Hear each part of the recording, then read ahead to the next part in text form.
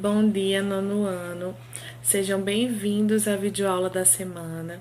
E na aula de hoje nós vamos iniciar um capítulo novo e esse conteúdo já é conteúdo do quarto bimestre, né? Lembrando que nós fechamos o terceiro com a apresentação das pesquisas na última sexta-feira, em nossa videoconferência. Esse quarto bimestre traz de início o conteúdo Relações métricas no triângulo retângulo. Primeiro, vamos relembrar o que nós já sabemos sobre o triângulo retângulo. O triângulo retângulo é aquele triângulo que possui um ângulo reto, ou seja, ele possui um ângulo de 90 graus. Bom, um triângulo retângulo ele possui alguns elementos. Eu tenho aqui para vocês os principais, que são a hipotenusa e os dois catetos. Mas como saber onde estão esses elementos em um triângulo retângulo? Olha só, os lados que formam o ângulo de 90 graus, os lados que formam o ângulo reto, eles são chamados de catetos. Vocês podem ver esse quadradinho que tem logo acima da letra A no triângulo, um quadradinho alaranjado. Esse quadradinho em um triângulo indica que esse triângulo tem um ângulo reto, tem um ângulo de 90 graus. Então, os dois lados que formam esse ângulo de 90 graus é o que nós chamamos de catetos, como vocês podem observar na imagem. A hipotenusa, ela fica no lado oposto ao ângulo de 90 graus, ou seja, ela fica na frente dele, ela fica do outro lado. Então, sempre do lado oposto ao ângulo de 90 graus é onde vai ficar a nossa hipotenusa.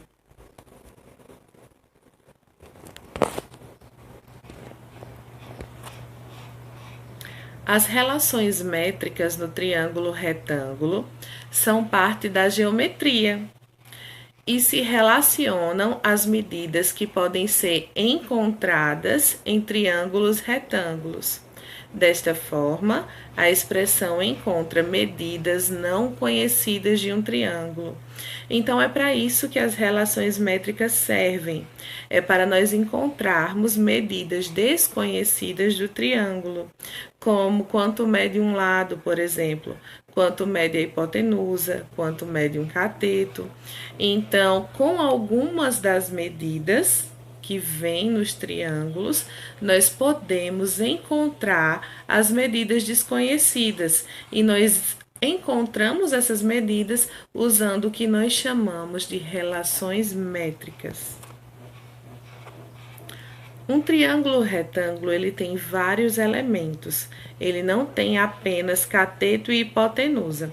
Aqueles são os principais, tá? Aqui vocês podem ver que são muitos os elementos. Eles são representados por letras do alfabeto. Olha só, na parte de baixo do nosso triângulo nós temos a medida A. Essa medida A é a medida da hipotenusa. Vocês podem ver, ó, que ela está do lado oposto, né, ao ângulo reto, ao ângulo de 90 graus. Então, ela é a medida da hipotenusa. B e C são os lados que formam o ângulo de 90 graus. Então, como eu falei para você nos slides anteriores, são os nossos catetos. B é um cateto e C é o outro. Nós temos também H. H, na medida de um triângulo, ele representa a altura, tá? A medida da altura do triângulo. M. M é como se nós estivéssemos projetando um cateto sobre a hipotenusa, tá?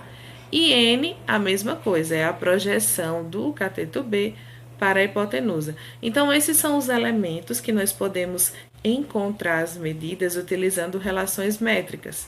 São A, B, C, H, M e N. Mas eu vou mostrar para vocês como. Aqui nós temos algumas fórmulas que nós podemos utilizar para encontrar essas medidas. Mas não se assustem, a gente não vai usar tudo ao mesmo tempo. Temos aqui opções. Então, por exemplo, se eu quero encontrar B e eu tenho as medidas A e N. Então, eu uso a segunda fórmula, que é B ao quadrado igual a vezes N. Vamos dizer que eu quero encontrar a medida A. De baixo para cima, a segunda fórmula é A igual a M mais N. Então, isso quer dizer que se eu tiver a medida de M e a medida de N, eu posso encontrar o valor de A. Então, essas fórmulas aqui são opções que nós temos, que na hora de encontrar as medidas, nós vamos escolher a que melhor se encaixa para o que nós queremos encontrar. Eu tenho aqui um exemplo, tá? Encontre os valores desconhecidos que estão representados por x e y no triângulo retângulo abaixo. Então, olha só, esse primeiro retângulo do lado esquerdo, ele é o nosso exemplo, tá? E o do lado direito, eu coloquei só para a gente identificar quais são as medidas que nós queremos encontrar. Nesse exemplo, está pedindo para encontrar x e y. Então, como vocês podem observar, olhando os dois triângulos, o y está no lugar do A e o x está no lugar do B. Então, eu tenho que encontrar A e B para encontrar x e y. O que nós já temos? Observando os dois triângulos, nós podemos ver que 9 é equivalente à medida de M, e 3 é equivalente à medida de N. Então, eu já tenho M e N, e eu quero encontrar A e B. Olha só, como escolher a fórmula mais adequada?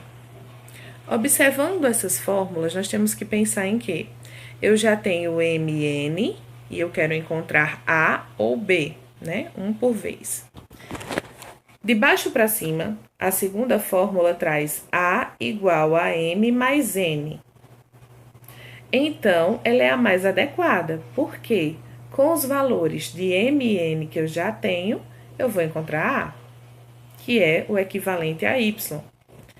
Então, olha só, A igual a M mais N. Logo, A vai ser igual, substituindo M por 9, que é o valor dele, e N por 3, que é o valor que está no triângulo, eu tenho A igual a 9 mais 3. Logo, A vai ser igual, 9 mais 3 é 12. Então, o valor de Y, né, que é o mesmo de A, vai ser igual a 12. Vamos continuar.